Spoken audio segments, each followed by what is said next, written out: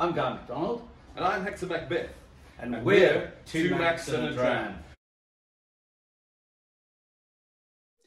A very warm welcome to Two Macs and a Dram with Hector Macbeth and myself, Guy McDonald. And today we've got something very, very exciting for you because it's the whiskey tasting kit. Now, you look at that and you say, well, where's the whiskey? How does it fit in there? Hector Macbeth's a bit of a genius, and he's going to tell us exactly how it fits in there. Hector, let's start. I mean, this is a fantastic little kit that you've put together. Absolutely. Thanks for joining us. It's quite an interesting thing. We've been doing Two Macs and a Dram for quite a while now, and everybody says they're tired of feeling like a voyeur. You know, they actually want to taste along with us. So that's why I came up with the whiskey tasting kit, and I try to simplify it as much as possible. So I put everything onto one little card where the QR codes take you to it, and it is pretty simple. Step number one, and step number one is not that important. Step number one is just for those of you who want to increase your vocabulary, as it were, into whiskey tasting. So we've on our website, twomacsandadram.co.za, you'll find this aroma wheel. That QR code will take you straight to it. And don't be too sort of, yeah, that's it there. This is what it looks like. Absolutely. So, and that's all it is. It's about, so you know it's woody. So then you go and look under woody, and then you see, okay, there it explains different types of wood, and then you can kind of increase your vocabulary. And that's all it really is about. It's about making yourself seem a little bit more, I don't know if it's the right word, is confident about what you're talking about. Step number two is basically quite a simple step. It teaches you exactly how to nose and taste whiskey. So step-by-step sort of understanding of it. So we don't have to go through that again today. And obviously step number three would have brought you to this video that we're filming right now. So that's it. So in that pack, basically you're getting 4 whiskies. This one is called World Whiskey Styles. So we've included 4 50 milliliter samples of 4 different countries' products. And obviously, as you taste through it, you can do it blindly because I've been quite specific about that, where I've just gone sample 1 to 4, and yes, then you can actually put it in your glass, exactly, and nose it yourself, and then basically once you've sort of taken that nosing to yourself, you can decide what you think the whiskey is. So it's quite fun for those sort of guys who feel they're a little bit more intermediate to the expert side, to sort of test themselves, like, okay, let's try and see if we can figure what this is. And then, obviously, once you've done an initial tasting and nosing, then you can click onto those QR codes, and that actually takes you straight back to the actual product, where if you want to then buy a 750 milliliter bottle, you can just click buy from there. So it's quite a sort of simple, intuitive sort of program.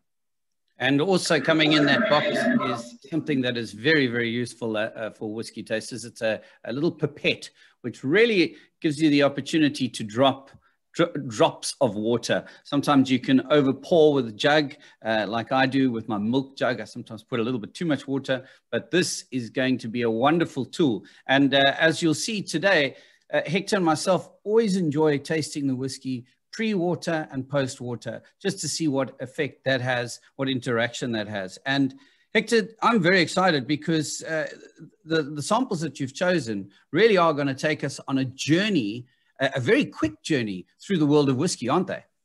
Absolutely. So the first one we called World Whiskey Style. So I think it's important that the world starts to realize that it's not just the Scots and the Irish that make whiskey, or the Americans, but it's a global phenomenon.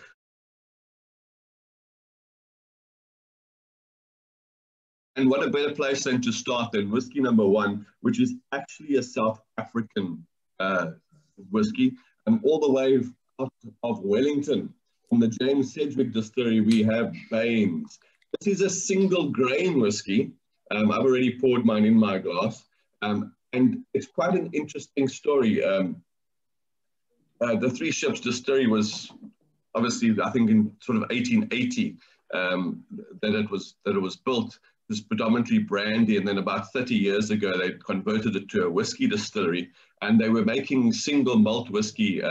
Andy Watts went over to Islay, to Bowmore, to understand more about making single malt whiskey. But while he was sort of doing his apprenticeship, as it were, he had a project that he really wanted to get stuck in, and that was actually single grain whiskey. So they've been producing single grain whiskey, and they kept being brandy guys. They were sort of quite nervous to really release this grain whiskey. So they kept putting it on the back burner. But the beauty was that eventually, by the time they did give the go ahead, Andy had already accumulated quite a bit of stock. And he had also realized that the initial project, which he thought was after 3 years was going to be his eureka moment, he realized that, oh God, I think I need to put this back into wood for a little bit. So it's one of those interesting stories. But just very simple. What is a single grain whiskey? The term single refers to how many distilleries are involved, one single distillery's product. And when we talk grain, we're talking about any of the cereals that you're using, excluding barley and rye. Because those two both require malting. So that's why those two cereals would be called malts, whereas the rest would all be considered grains. There is something called a coffee malt, which is basically barley going through a continuous still. That's kind of a new category. In Scotland, they still make you call that a single grain, even though you're using malt as your base. In Japan, they use the term coffee malt, obviously referring to the stills, the column stills and the continuous stills, because that was invented by Anais Coffee. So I was just going to say thank you for that, because I think a lot of people get confused and they think, oh, it's going to be coffee flavored or there's coffee additive. No, it's got nothing to do with the grain of coffee. It's got to do with the design of the still. Absolutely. And if you look at the term, some people say coffee, some people say coffee. It ends with a Y, not an E. So it isn't got anything to do with mocha and Java, etc. Although you might find those flavors in some of those whiskies, interestingly, anyway. So that's it. So we always start with the whiskey raw as it was intended to be made by the master blender or distiller, whatever the case may be. Nose in the glass. Yes. So for me, immediately, this is sort of light, sort of banana, tropical fruit, a little bit of soft toffee note that comes through on the nose. It's quite a simple, easy, lighter style of whiskey to drink. I don't know what you're getting, Guy. I get banana immediately, and it's wonderful because it's lifts you. There's that hint of pawpaw as well there, but definitely banana is the main. Yes, for me, it's got lovely tropical fruit notes, and it's sort of soft fruit. So you know, immediately when you think about it, it could get a little bit sort of sweeter going towards nectarines and so on, but I think it kind of stays in that soft banana-ish sort of feel. Yeah. With your little pipette, gives you a little bit more control. You can just add a squirt of water there. Obviously, if you want to taste it, first taste it. But for me, that's always the amazing part, is that addition of water just gives you this brilliant opening of the whiskey, and all those sort of tropical notes become sort of secondary, and it becomes almost more like boiled sweets, and then sort of the wood release comes through as well when the American oak and the toffee note sort of really resonates once you've sort of done it. And how many drops of water do you recommend, Hector? Like literally with this thing, it's tiny drops. So would it be 2, 3, 4?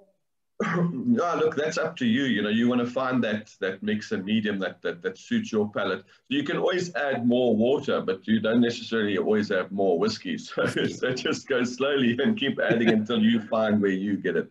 But what we're really trying to do with the addition of water is to drop the level of alcohol in the whiskey, because by doing that, you release the congeners, which is the actual aromatics of the spirit. As soon as you drop it sort of below sort of 40%, then it starts to release. And if you can go as low as 20% ABV, then you really are doing well. So you can almost double the volume, but just understand that you're watering it down. So you're going to lose all those big flavors, which you don't necessarily want. You're going to get phenomenal nose, but you're going to lose a lot on the palate itself. And this whiskey on the palate is quite interesting, yeah. Becomes a lot more floral for me. That banana, that rich banana kind of fades a little bit. It's still there, but it becomes a lot more. There's floral notes. Jasmine starts to come through for me on the nose. Mm. Yeah, and the palate's very interesting. It starts off as this beautiful, sweet sort of toffee, vanilla, almost banoffee pie kind of character. And then adding that water, it really just sweetens it up even more. And it's such an interesting whiskey. Obviously, this has won several awards over the years, and I can understand why. I still personally believe that this style of whiskey really comes in its own when it starts hitting 20, 30 years in wood. Then single grain whiskies, wow, they really shine. And I think the idea behind single grain whiskies, it was always used to volumize blends. So you'd start with a 30% of malt whiskey, and then you'd try add a neutral spirit just to emphasize and encourage those flavors to develop. And that's why grain whiskey was used. There always has been single grain whiskey available, but it never really shook the world. I say in the last 10 years, grain whiskey has really started to increase in sales. But up until about 10 years ago, it was a really hard sell. But more and more people have got behind grain whiskey. And as a category, it's definitely one that's grown a lot. And I think that Andy Watts is doing very well with this particular dram, because it's something that I find is very approachable for people that have never tasted whiskey before, specifically if you introduce ladies to Baines as well. I've poured it for a couple of ladies in the past, and they've gone, "Oh, this is lovely. This is not like whiskey," because there's this perception, I think, by a lot of women that whiskey is going to be heavily malted or peated, or it's just going to be this aggressive, heavy drink. And this is certainly not that, but it's interesting enough for people like you and me to sip and chat over as well. Yeah, absolutely. I think that's also why it has become a spirit that's grown. It was off the back of vodka doing really well globally, but I think then people started to realize that, you know, you can't really sip vodka neat, so it was always sort of mixed away. So they were looking for another spirit, and maybe the step too far when you go into a full single malt or into a peated style of whiskey. For some people, it's a step too far, whereas grain sort of bridges that switch over. And I think that is where that niche market has come. But like I said to you, once you start getting 20, 30-year-old grain whiskies, then they're as complex as single malt. So all those single malt guys are paying attention because there's so much more older grains being released as well. They go, oh, hang on, there's maybe something to this grain category. And so it keeps developing.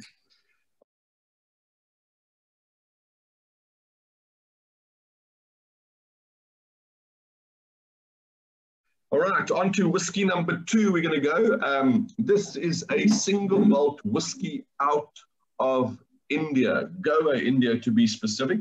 Very interesting. I'm going to ask the question that I'm sure many will have once they've purchased the kit and they've received the glass. Can we use the same glass again? Obviously, I've finished what was in there. You don't have to rinse it with water. Because this whiskey tasting is done in a progression, you can just keep using the same glass, no problem. Obviously, we suggest that you use 4 glasses because then you can go back and do a comparative tasting as a second time. But if you've only got the 1 glass and you want to do it in that order, because that's also the nice thing about this kit, it travels quite well. So, you know, if you've decided to take it on with you and you don't have nice tulip-shaped glasses, then I suggest you use the same glass and keep, you know, try 1 whiskey every day and then sort of go back the next day again. So there's 50 mils in there, so that's enough for 2 shots. So you can share this with someone else, or like I say, just do a comparative tasting between 2 today, 2 tomorrow, and then go back and sort of swap out that comparative tasting. So back onto Nirvana. So Nirvana is a new release from Port John. Port John was built in 2004, commissioned in 2004, and started producing alcohol from 2008, and then launched into the UK market in 2012. And since 2012, these guys have won well over 250 medals at various competitions all over the world, including South Africa's Michelangelo Awards 3 years in a row for Best Whiskey on Show, with 3 different whiskies from their portfolio. So definitely award-winning stuff. And Michael de Souza's been over to South Africa, and just an incredible guy with a lot of experience and does an exceptional job. Nirvana was ready to be on the shelf at the entry-level price point. That was the whole theme behind it initially. And I remember back in 2014 when I started with the guys, they said to me, look, we've got our core range sorted out. We've got our single cask editions. We've got all that. But we want to go onto the shelf with 2 whiskies, unpeated and a peated style of whiskey. And that was going to be brand Nirvana. And so the first unpeated one was released 2 years ago. And I've seen the prototype of the peated version, which is still coming, and that's quite exciting as well. So what is a single malt whiskey? Again, the single term refers to one single distillery's product. And in this case, we're using 100% malted barley. You have different choices of different styles of barley. They obviously go. Interestingly, the Paul John guys decided to take the hardest one to work with. They decided to use 6-row barley. Now, 6-row barley is very high in protein, and because of that, it's difficult to brew that beer. But once you get past that process, it helps in the actual maturation side because you get a little bit more viscose, husky style, more unctuous palate as well. And it also helps with the evaporation because it's pretty hot in Goa. So they have an incredible amount of evaporation happening there all the time. And that is in essence where the problem lies with it, is that you're losing quite a lot to the angel share there, but you're also getting a lot of extraction. And that sort of real meaty, buttery note that you get on this whiskey is from that 6-row barley. So again, you can do the nose, taste it. On the nose, for me, it's always quite fresh and fruit forward, but it's got this lovely sort of spicy character about it. Sort of quite hard to put your finger on, but it's kind of like a bourbon musky type note that I get on the. I'm so glad that you said it's quite hard to put your finger on it, because that's exactly how I'm feeling nosing this. There's so much going on in the glass. It's wonderful. It pulls you in. Just when you think that you can comment and say, yes, I think it's fruit, you go, no, maybe it's more spice. No, maybe is it medicinal? No, it's not medicinal. What is it? Exactly. So yeah, it is a very interesting nose. But it has a sort of sweet vibrancy about it, but at the same time, you can clearly pick up the malt. And then on the palate, what do you get there?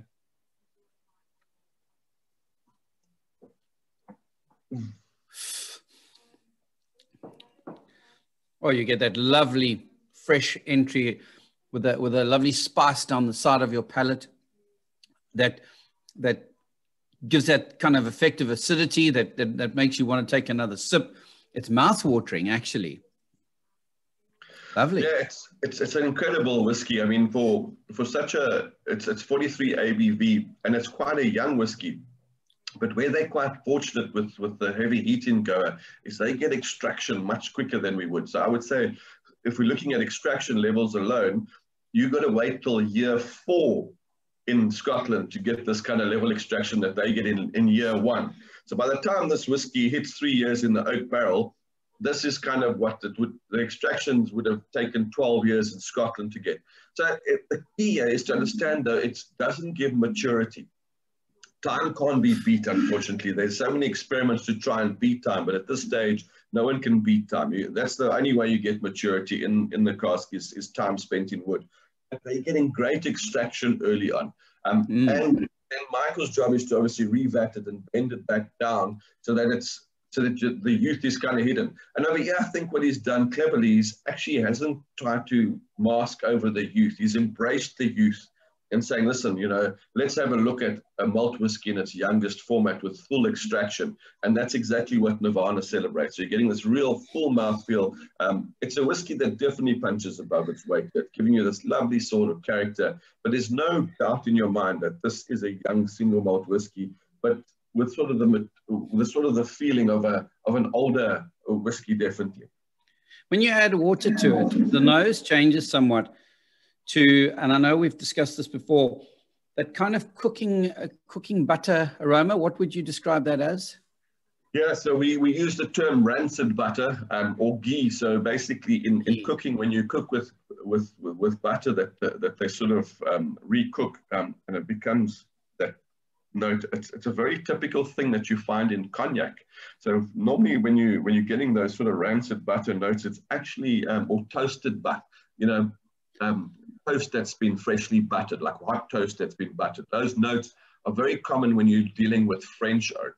So it's quite interesting that sort of big tannin structure that we're getting from the barley, because the 6-row barley has got a smaller kernel, so you get a lot more tannin structure. And that interacting with the American bourbon casks that it's done is giving you that sort of same feel that a French oak barrel would give. So it's very interesting how the two play off against each other. And that's what I'm saying. That's one of the things that I think Michael embraced here. He was going, oh, wow, look at that. We're using 6-row barley in oak, and we're getting that same sort of cognac-y note, that takes years and years to get out of a Indeed. French oak barrel. They're getting with a much cheaper American barrel, and a fantastic effect. And like you say, the minute you add the water to it, it becomes a sort of sherbety, lovely, sort of incredible malty note that comes through, but at the same time, it remains quite sweet on the palate. And, you know, to be honest, when I nosed it and tasted it without the water, I wasn't very excited to add water to it because I felt like it was enough and it was perfect as it was. I was actually a little afraid that adding water to it was going to diminish it somewhat, but it didn't diminish it. It changed it somewhat on the nose for me. It honed the nose a little more. And on the palate, as you say, you still get that. I think it almost sweetened up the delivery. So you got a lot of that spice initially on the side of the palate and that soft entry in the mid palate. But now what it's done is it's softened the spice and given you a sweeter kind of entry, which is fascinating. Absolutely. I think this is one of those whiskies that, you know, it's like $3.95. It's such a good buy for you. You know, one of those value from whiskies that really delivers. And for me, the water gives it a step up. So it's sort of, it's got this kind of little bit of immaturity, but the water sort of softens that immaturity that you found before. And then all those flavor characters just sort of are bolstered a little bit by that. So it's quite interesting from that point of view. And would you recommend this as... Moving on to whiskey number 3. Sure. No, 100%. I was just going to ask, would you recommend that as a great starting single malt whiskey for people that are still, you know, very wet behind the ears and wanting to get into it? That would be a good entry into that world, wouldn't it?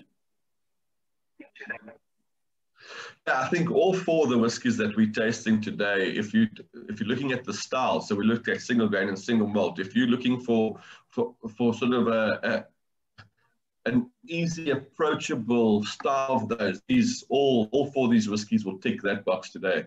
So Baines definitely, if it's the first time you're trying single grain, it's a hell of a good expression to try. And this Nirvana as a single malt whiskey is also a phenomenal expression to try. And also, I think for me, what's more important here is to look at someone out of India making the whiskey as well, which is like, you know, you're kind of expecting. And if you put this in a Scotch tasting, no one's going to pick it up as any different. So I think they've done exceptionally well to do it. And they've done it in a hard way using 6-row barley.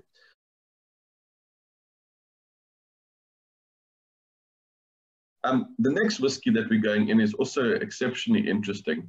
We're looking at Irish pure pot still whiskey. The Irish, 200 years ago, were making this style of whiskey, which became unfashionable. I mean, obviously, Irish whiskey declined to a point that in the 60s, there was only 2 distilleries left in Ireland. So that was the biggest problem that they had. But in about 10 years ago, when we see the resurgence of Irish whiskey, the big guys like the owners of Jameson Middleton Distillery, they started to revive their pure pot still whiskies. This company here is called the Walsh Whisky Company. They've been around about 15 years. They used to buy from the 3 distilleries that were in Ireland. They would take the whiskies and do their own maturation in their own wood program. And then they would sort of do their blending themselves and that. They've now obviously opened their own distillery. I think it's about 5 years old now. So they are slowly starting to put their own whiskey into the market. But this is still whiskey that has been subcontracted to other people. But they decided this is called the Writer's Tears. Now, the Writer's Tears range is basically looking about 200 years ago, where they believe a lot of the great classic writers of the time were actually using whiskey as their muse. So that's kind of what they're trying to sort of emulate is the 18th style. So they went back there. And we can't prove 100% that this style of whiskey was made exactly like this. So what they've done is they've taken single malt whiskey and pure pot still whiskey and blended the 2 together. Now, pure pot still whiskey in its raw form basically means malted and unmalted barley have both been used in the mash before distilling. So that was obviously the Irish revolting against tax because you were taxed on malted barley. So they decided, hang on, we'll throw some unmalted barley, then we don't have to pay the tax. So that's kind of how it was. And to this day, the Irish are the only people that make the style of whiskey. So pure pot still whiskey is uniquely Irish. The the law that governs it now is it has to be a 70-30 split. So 70% malt, 30% unmalted barley. And it could go the other way. So you could have 70% unmalted and 30% malted, but that's kind of how the mix has to happen. So you can go either way. So they took it one step further and decided that they believe in the 1800s, it would be pure pot still whiskey and single malt whiskey, both blended together to get you the final pot. So they've actually called this product the copper pot. So they're just telling you, listen, this has been done in a pot still. That's how we've distilled this, and we've used malted and unmalted barley, and then we balanced it at the end where the blender's sort of secret is. But an absolutely incredible, incredible style of whiskey. It really is. Wow. And so, of course, that copper pot offers so much, doesn't it, Hector? That's what it lends its own individuality to the whiskey. Absolutely. So the Nirvana was also from a pure pot, was also from 100% copper pot still, but because of the unmalted barley going in there, there's just a sort of a different creamy sort of level that comes through. Now, Michael de Souza's managed to capture that by using that 6-row barley. He's got that husky note inside there. Whereas, yeah, they've managed to capture that same sort of style, but that's because they haven't malted the barley. So it doesn't have convertible sugars in, but it brings the huskiness, the creaminess, and that sort of spicy character to the mix. Whereas Michael did it with 6-row barley, they're doing it with just not malting the barley. So you get that much more tannin structure coming from there. But it's got this sort of deep, deep nose. Quite interesting, as we've gone through these 3 whiskies, the nose has become deeper and sort of much more volume, and it's sort of like someone's amplifying the flavors. But obviously with that comes the complexity as well. But at the back, there's the sweet note. And the nose is quite soft on this. You just know it's deep, but it's not like, wow, you know, you've got to really look for the flavor. And then let's see what happens on the palate. It draws you in completely, as you say. That deep draws you in. It invites you in. It's wow. It is really an interesting nose. This.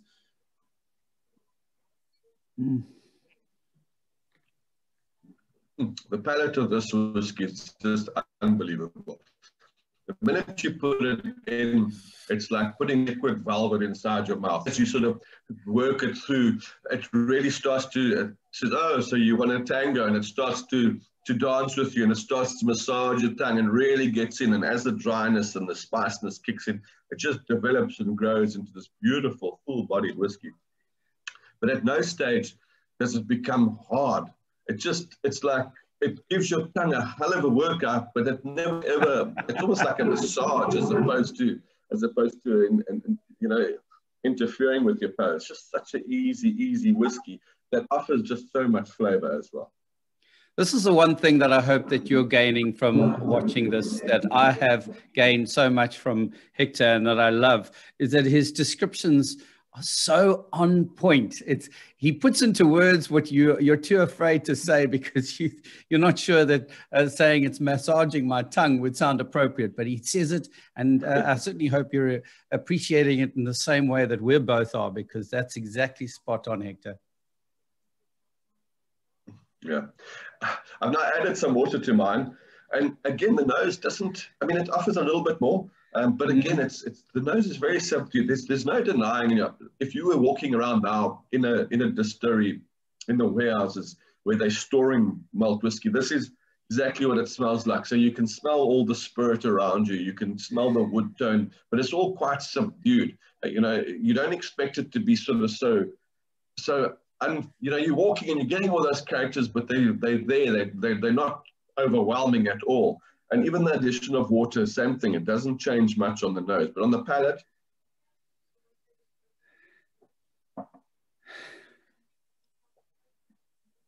sort of unbelievably, it becomes even richer and smoother and softer and silkier.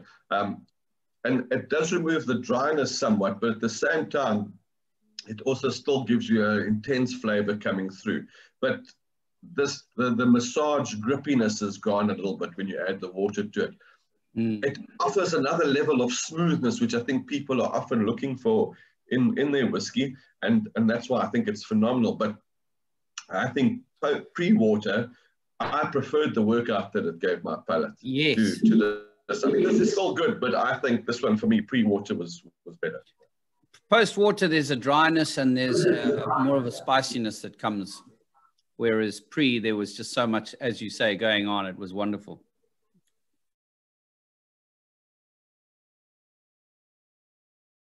Now we go back to Scotland and to the little island of Islay for whiskey number 4. This is what we call a blended malt. Now, a blended malt is a new term. In the old days, we used to call this pure malt or vatted malt, etc. And that's exactly what it was. So if you went to more than one distillery and you took their single malts and you blended those together, that's what a blended malt would be. So more than one distillery, but again, using 100% barley that's gone through pure through pot stills. No column stills being used here. This is pot stills only. And the reason it's called Islay Journey is that's the second release from the company called Hunter Lang. Now, Stuart Lang is the owner of the company. He's a third generation family business. His father, Fred Lang, in 1948 started the company. They were whiskey blenders, so they would buy parcels of whiskey from all the different distilleries, and then they would blend that into their different brands, of which the King of Scots was their famous one. So when he went, and him and his brother then took the company over from their father, but they parted ways about 5 years ago. And when he did that, he brought his sons into the business, and he decided to bring out the Journey line, which was kind of reflective of his journey in the whiskey industry. So he remembers fondly getting on the train from Glasgow, going all the way up to the Highlands and stopping at all the different distilleries. So that was his first release, was called the Highland Journey. So every time he would stop off at a distillery and meet the people that they're buying the whiskey from and sign contracts and so on. Although there wasn't a lot of signing, I don't think it's probably just a lot of handshakes been given. And that's how they would have these agreements. Both him and his brother were sent to the Isle of Islay to go and learn how to make whiskey. So they both apprenticed on the Isle of Islay. And the journey to Islay has always been a hard one. You know, you had to take a boat and go across the water, which could be quite tumultuous to get into the West Hebrides of Scotland. Nowadays, there is a plane from Glasgow, but even that, it's like a little 12-seater with a little bit of a rough journey going over. So this is part 2. He's saying that the journey to Islay. And the journey to Islay is never an easy one, but once you get there, it's just, you know, it delivers a different style. It's almost as though the place where time stopped in whiskey making, you know. This is where all these heavily peated styles of whiskies come from. And it's quite interesting what he's developed in the glass here, because the minute you nose this one, you kind of go, wow, there's definitely peat inside there, but it's got the sweet peat note. It's kind of, I think what he's managed to capture in the glass is quite interesting, where if you normally have to take the boat across, it's quite a sort of tough journey, you know. But if you were to fly over Islay, I think this is what he's done. So he's kind of said, well, listen, you know, let's get you in there quicker and easier. So it's descriptively easy to know that this is an Islay whiskey. But as opposed to a crash landing in the middle of a peat bog, it's kind of a real gentle slope inside it. And that's kind of what he's managed to get right with batting over here. So this would be a combination of 5 or 6 of the distilleries on Islay, of which there'll be different peating levels between them. And then they put those together. Beautiful salinity to it as well. And as you say, it's not overwhelmingly peaty on the nose as well. It doesn't bombard your senses, as you said. Yeah, it's kind of a mix between sort of licorice, vanilla, and peat. You know, when you put all those in, and then it's sort of held together with a little bit of a fresh smoked wood note that sort of puts them all together on the palate.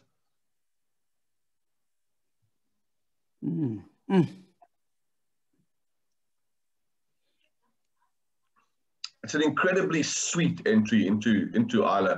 So you start there and you go all the way high with this big sugar rush, and then instead of just crashing you down like most Islay whiskies do, it sort of just slides you gently in, and the smoke just grows and grows and grows, and then right at the end, you've got this big, wonderful, wafting, sort of peaty, sooty, sort of creosote note just sort of lingering in your palate there. I haven't smoked for 20 odd years, but it reminds me of when you've had that cigarette just after coffee in the morning and it's got that big nicotine hit. That's kind of what your palate feels like right now.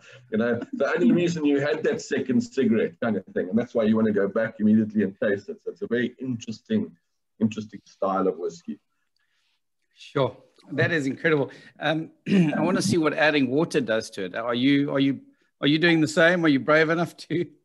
Yeah, absolutely. The water is quite interesting on this one, especially from the nose point of view, because it takes the sweet notes away and just gives you that sort of creosote, that tar rope kind of character comes through immediately, and it sort of dominates. But at the back, there is a kind of a hint that this could be like a nutty almond sweet style on the end. But up front, it's just sort of tar poles, tar rope, Hessian sack kind of character that comes through on the nose. And then on the palate with the water, it gets you there quicker, but it sort of integrates the sweetness and the smoke a lot more. So it almost becomes effervescent. It's almost like sort of Irish sherbet, you know, what I imagine Irish sherbet would be. It's got this beautiful effervescent hint of sweetness and smoke all sort of bubbling together to give you a new style. So obviously, peat is carbolic acid, so this has got the beautiful acid structure that hits you over there. And that's why, for me, this is, people that don't understand wooded Chardonnay, this is kind of like how you can explain it to them. You say, taste that whiskey, and they go, God, you can't drink this. It's like impossible. You say, right, agreed. Now let's put it with blue cheese, with smoked meats, with all those characters, with oysters, with all those big pungent flavors. And this is where you see how it offers you backbone and structure to that experience. And that's where this whiskey will really sing. So this is not a whiskey. I mean, there are those people that are peat heads that love drinking this style of whiskey. But for me, this is a food pairing whiskey. And if we're doing blue cheese, and you know, people often forget tomato bready. Sure. Yeah, absolutely. But tomato bready, you know, because it's got that big acid hit in the tomato, the carbolic acid together, just unbelievable. So we even mix it in a cocktail. Instead of using vodka and a Bloody Mary, we put a peated style whiskey, and so you get that beautiful smoke and the acid from the tomato, and it just absolutely sings when they put the two together.